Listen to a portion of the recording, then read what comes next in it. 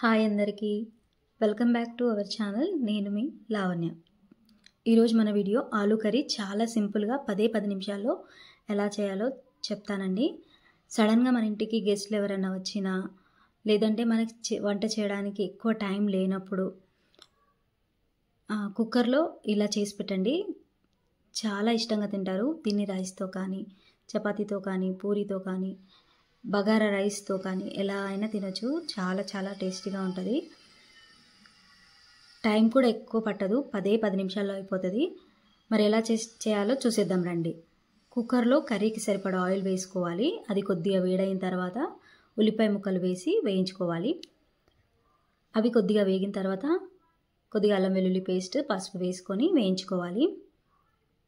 ఇప్పుడు మనం సన్నగా కట్ చేసుకున్న ఆలు ముక్కలు వేసుకొని కొద్దిగా వేగిన తర్వాత కారం, ఉప్పు, టమాటా ముక్కలు కూడా వేసుకొని వేయించుకోవాలి. ఇవి కొద్దిగా వేగిన తర్వాత మనకు కర్రీకి ఎంత అయితే అవసరమో అన్ని నీళ్లు వేసుకొని కొద్దిగా పల్లి పొడి కానీ, నువ్వుల పొడి కానీ, ఇది ఆప్షన్, వేసుకోవాలి.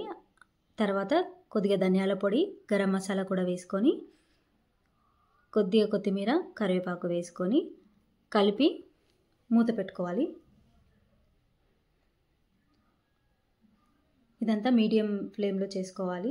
మూత పెట్టుకున్న తర్వాత స్టవ్ చిన్నగా పెట్టుకొని 2 విజిల్స్ వచ్చే వరకు ఉడికించుకోవాలి.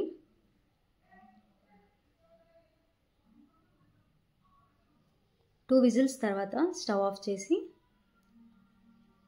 కుక్కర్లోని ఆవిరంతా పోయిన తర్వాత మూత తీసి సర్వ్ చేసుకోవాలి. టేస్ట్ మాత్రం చాలా చాలా బాగుంటుంది. ఒకసారి మీరు కూడా ట్రై చేయండి. ట్రై చేసి ఎలా వచ్చిందో నాకు కామెంట్ చేయండి. అండ్ సబ్స్క్రైబ్ మాత్రం మర్చిపోకండి.